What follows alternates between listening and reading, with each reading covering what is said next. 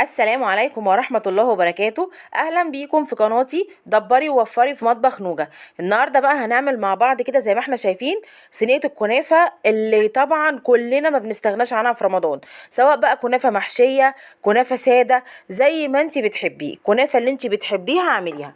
النهاردة هنعمل مع بعض صينية الكنافة دي، هنعمل صينية كنافة سادة زي ما احنا شايفين كده بطريقة سهلة وبسيطة، ما فيهاش اي حاجة خالص. تمام تمام. طبعا احنا عارفين ان انتي الكنافه في رمضان بتعمليها باختلاف الحشوات، يعني ممكن تعمليها كنافه محشيه قشطه، طبعا هعملها معاكم ان شاء الله. ممكن تعملي كنافه محشيه جوز هند وزبيب زي ما انت عايزه، حسب ما انت بتحبيه.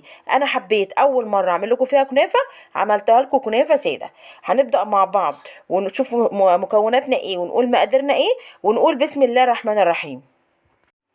اول تكه معايا هنا يا جماعه، ان انت تجيبي الكنافه قبليها بيوم وتحطيها في الفريزر. لازم الكنافه تتحط في الفريزر. ليه؟ عشان تقدري ان انت تكسريها، هتنزل معاكي يعني حتت صغيره بطريقه بسيطه وسهله صغيره. لكن لو انت جبتيها طازه وعملتيها هتغلبك جدا في التقطيع. حتى لو انت قلتي لا انا هجيبها وبقطعها بالمقص، لا طبعا مش هتبقى كويسه. انما كده هتنزل معاكي هتتكسر وهتبقى شبه التراب معاكي، هتبقى تحفه، والطريقه دي جميله جدا. يبقى اول تكه معايا كده ان انا اجيب الكنافه واحطها في الفريزر من قبلها بيوم، بعدين اطلعها قبلها بربع ساعه كده ولا نص ساعه، واروح جايه اكسرها زي ما احنا شايفين كده اهوت. بصوا شايفين بتتكسر معايا بسهوله، وطبعا هوريكم هتتكسر معايا ازاي، وهتبقى ان هي لازم تبقى الكنافه بتاعتك حتت صغيره علشان ما يبقاش فيها حاجه مكلكعه. تمام تمام. بصوا انا هكسرها معاكم كلها زي ما احنا شايفين مع بعض. بصوا بقى بعد ما كسرتها عامله ازاي. بصوا كلها عامله حتت صغيره خالص، مفيش حاجه شابكه في بعضها. الطريقه دي كويسه جدا، تقدري ان انت تعمليها بيها. يبقى اول تكه ان انت تجيبيها وتحطيها في الفريزر علشان تبقى معاكي بالمنظر اللي انت شايفاه ده. لكن لو جبتيها طازه هتفضل تمط معاكي، مش هتتقطع، وحتى لو قطعتيها بالمقص مش هتبقى كويسه معاكي. بصوا المنظر. بعد كده هنعمل ايه؟ بعد ما قطعتها وكسرتها كده هعمل ايه؟ هجيب باكو فانيليا وهنزل عليها وهنزل عليه بالكنافه، عليه الكنافه. تمام. بعد ما نزلت بالفانيليا على الكنافه هبتدي ان انا اقلبها.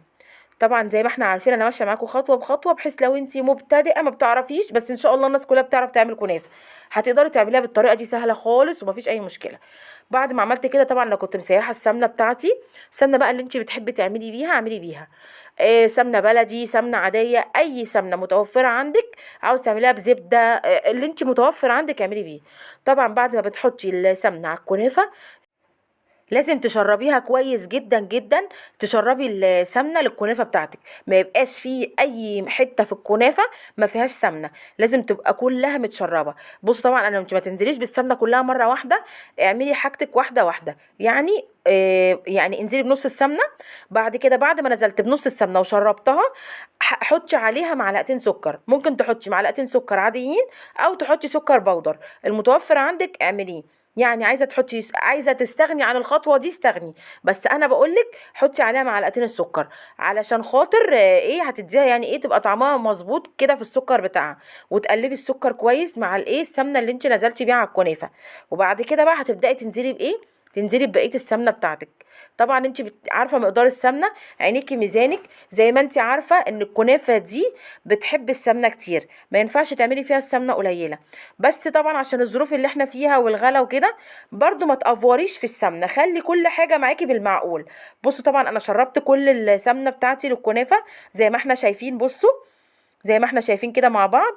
بصوا شربتها كلها للكنافه اهي، مفيش اي حته ما فيهاش سمنه. تمام. لازم تبقى كده عشان تبقى الكنافه بتاعتك بقى طبعا، يعني احنا عارفين ان الكنافه روحها السمنه، هتبقى كده مظبوطه معاكي وكل حاجه.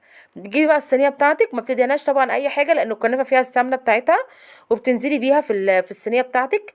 انا بحب اعملها في الصواني اللي هي بتاعت البيتزا دي، اللي هي سورها واطي. دي لما تكون ساقعه، لما تكون ساده اعمليها في الصواني دي تبقى تطلع معاكي مظبوطه قوي. طبعا نزلت بكل الكميه. بعد كده بتبتدي ان انت تتكي عليها خالص، لازم تخليها كده كلها تتكي عليها جامد علشان تمسك في بعضها. السمنه هتلزق كلها، الكنافه كلها مع بعضها مع السمنه مع كل حاجه. بصوا افضل اتك عليها بايدي بطريقه جامده. يعني انت ممكن حتى لو عايزه عندك صينيه اصغر ممكن تتك عليها بالصينيه الاصغر دي، تفضلي تتك عليها كده جامد جامد عشان تبقى كلها سوا واحد واتمسكت في بعضها. تمام تمام. بصوا المنظر ده. انا كده كنت خلاص خلصت الكنافه بتاعتي، الصينيه بتاعتي تمام اهي زي ما احنا شايفين. طبعا انا كده ايه كنت مسخنه الفرن، هبتدي بقى ان انا إيه ادخلها الفرن. بصوا المنظر، كلها متساويه من كل الحروف ومفيش اي حاجه. طبعا سخنت الفرن وهبتدي ان انا ادخلها الفرن بتاعي. بصوا بقى بعد ما طلعت، لازم الكنافه تكون سخنه والشربات بارد، اما الكنافه تكون بارده والشربات سخن، حاجه من الاتنين تكون سخنه وحاجه تكون بارده. اول ما تطلعها من الفرن تنزلي عليها بالشربات بتاعك كده على طول زي ما انا عملت. اول ما طلعت من الفرن نزلت عليها بالشربات بتاعي. طبعا بصوا انا هنا قلبتها. طبعا انت بتسيبيها في الفرن شويه اول ما تحمر من الجناب، لو انت عايزه تشغليها الشوايه شغلي لها، لكن لو انت عايزه تسيبيها من اول للاخر على الرف الوسط سيبيها، مش هيحصل لها اي حاجه، هتطلع معاكم زي ما انتم شايفينها. وطبعا الشربات لازم بتاعكم يكون بارد والكنافه سخنه، او العكس زي ما احنا شايفين. بصوا شايفين المنظر كده. كانت الصينيه بتاعتي خلصت معايا.